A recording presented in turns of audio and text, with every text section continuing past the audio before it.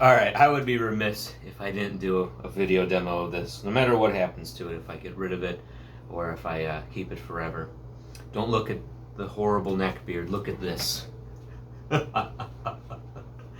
This is a 1984 Peavey Razer. You can see right up there, Peavey Razer, made in the USA.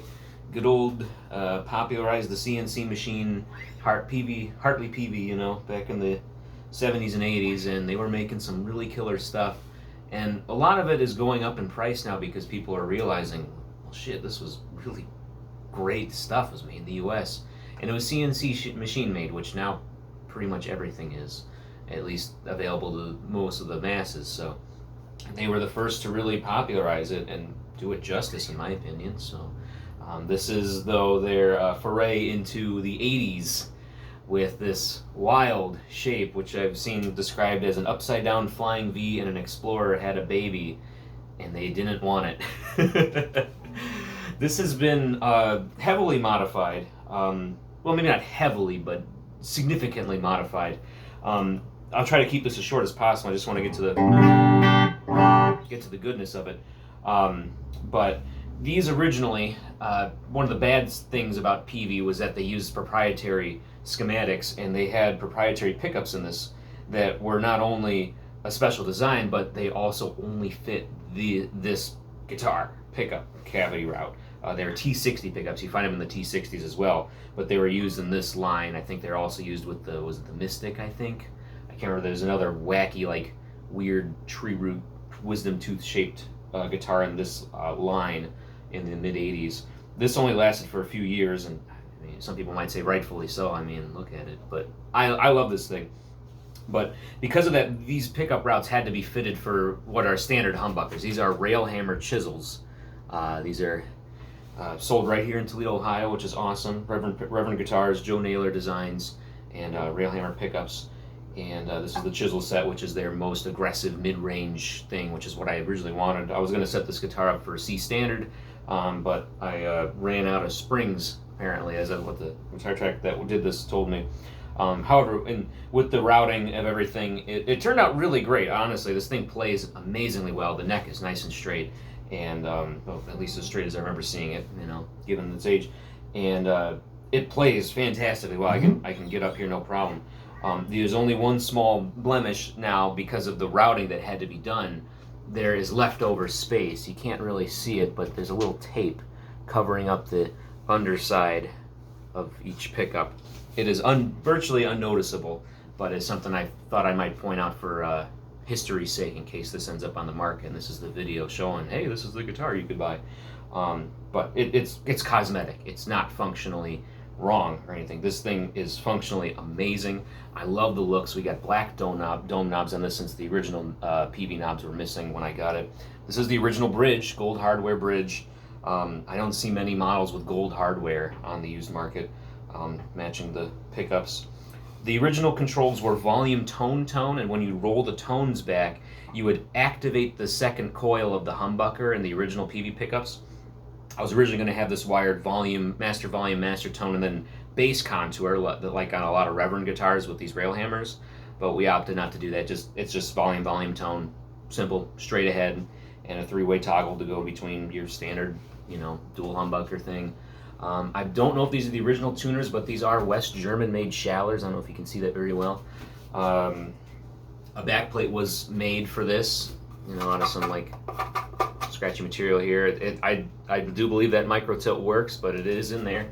A lot of these have the same stain on the back of the neck. I don't know why that is, but I see this stain on a lot of these. Wild. Anyway, I think that's enough about blabbing about it. This is how it balances with a nice strap. So balances pretty well, which is amazing considering, I guess. I don't know. Yeah, they know what they're doing. I am plugged into my 1966 Fender Vibro Champ with a Warehouse Guitar Speakers 8-inch G8C, the ceramic upgrade. Fantastic, love it. I got the volume almost at 9. I'm rolling the volume back on the guitar to clean it up, and then we'll, you know, get some natural breakup just direct into the amp. Treble at 5, bass at 4, and vibro circuit bypass. So we're going to start on the We'll start on the bridge pickup. Tone will be at max always. I'm about midway up.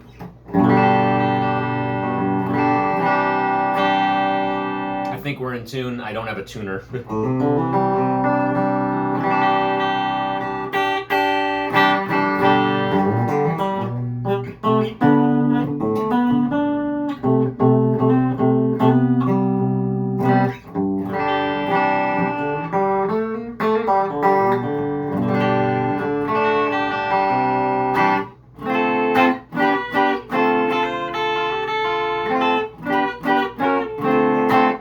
Great sounding bridge pickup, and just, you know, in a clean setting. We'll switch over to the neck pickup, which both the guitar tech that worked on this and I agreed is like the best sounding neck humbucker we've ever heard. A little woofy with my setup here. I'm just in an untreated my bedroom, but.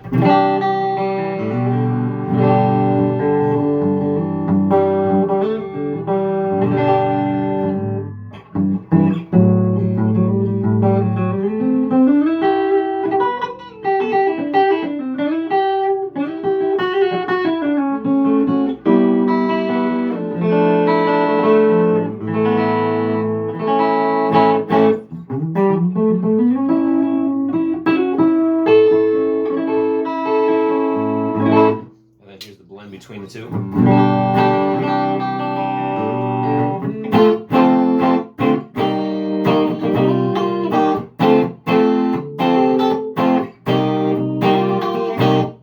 don't know what to play. I'm just messing around, and I'm waiting. I'm delaying until I can crank it. So let's crank it.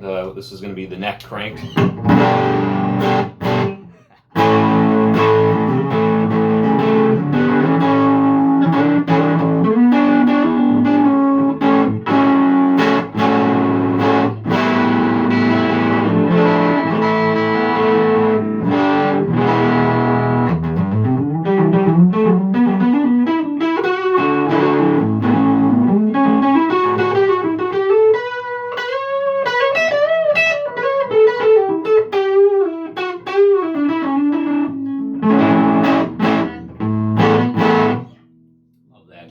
Blend and crank.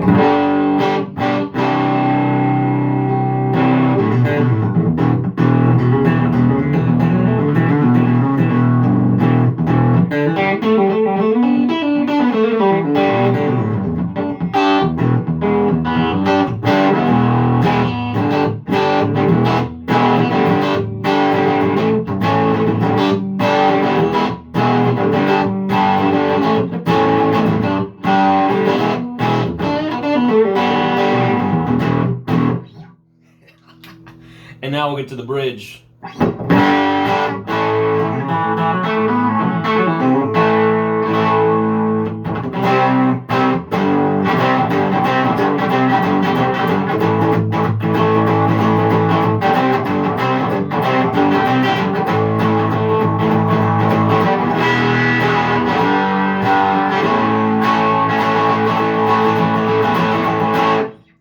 I love it.